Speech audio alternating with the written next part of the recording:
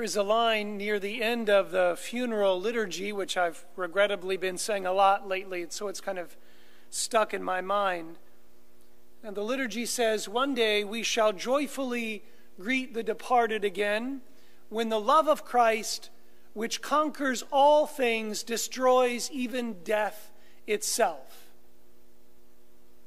And I'll tell you that I think there are many who would object to that statement, that the love of Christ conquers all things. And I can almost hear them asking, and maybe these questions have welled up in our hearts as well, where is the victory of Christ in the face of a child who is sick? Where is the victory of Christ when so many are faced with hardship and are left to live on the streets? Where is this victory when a good, holy couple cannot conceive a child? I mean, with sincerity in our hearts, we can find ourselves crying out, "Show us your victory, King of the universe. Show us your glory." And Jesus has responded to this cry that has been voiced by humanity throughout the centuries. And he has not responded by assuming more power or by mowing down those who oppose him or by eradicating illness. Instead, he has responded by reminding us what the real victory is and what it really means to conquer. This is why it's so hard for us, I think, sometimes to feel the victory of Christ, because we think victory means elimination of everything that stands in the way of living the way that we want to live. We want to be able to say, well, I'm on Jesus' team here, and he's the one that conquered death, so I'm gonna stick with him so I can get everything that I want. And if that's the victory that we expect, then we will be sorely disappointed. This is why on this solemnity of Christ the King, we don't have readings that speak of some great conquering hero who destroys his enemies and shakes the earth with massive armies and demands respect from his subjects. Because that kind of king will always fail in this world. They may for a time enjoy prestige and prominence, but that kind of peace is not sustainable. And we can see it repeatedly throughout the history of humanity. Honestly, if Christ were to be that kind of king, a king who mows down his enemies and all who oppose him, quite frankly, he would have to destroy us. Because sometimes we stand in the way of the peace that Jesus desires. If he were a vicious tyrant, he would have to strike us down with every lie and wipe us off the face of the earth with every misuse of his holy name. While we think the first enemy to be destroyed is death or disease or disaster, for Jesus, the first enemy to be destroyed is sin. That's the great enemy that is attacking the servants of Christ the King. Sin is what brings division and tears us apart from the inside and causes us to get lost in our own plans and in our own ideas.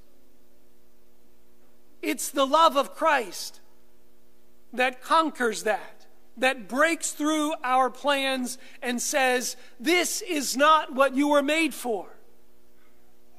It's the wall to our heart that Jesus wants to break through with his love and mercy and forgiveness.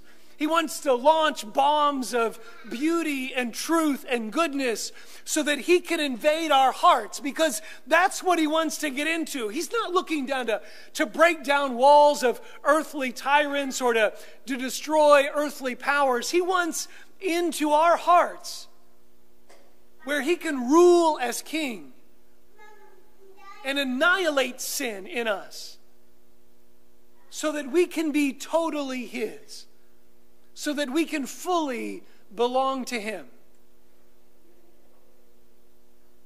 And this is why the enemy that always stands against Christ is sin. we are the ones he wants to win.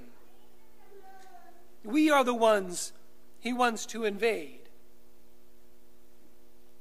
And this is why the dominant image of today is not a great king who dominates everything, but it is that of a shepherd who accompanies his sheep and walks with them. This is how Christ conquers, not by manipulating and destroying everything in his way, but by calling us to follow him to a place of real rest. And so sharing in his victory doesn't mean amassing power or controlling our circumstances. Instead, it means humbling ourselves as he did and depending on the Father for the grace to persevere. Friends, we can all choose for ourselves what king we want to follow. The kings of this world who seek after power and hold it for a little while, or the shepherd king who walks with us into eternity. If we want the victory of Christ, then it means we have to be obedient to the person of Christ. It means we have to seek him out and serve him in our daily lives. And Jesus tells us very clearly where we will find him. Feed the hungry, give drink to the thirsty, clothe the naked, visit those sick and imprisoned, welcome the stranger. This is where we will find the King of the universe, hiding in humility in the least of our brothers and sisters. He's the one we're called to serve. He's the one that we're called to open our hearts to, so that he can live in us and bring us his glorious victory.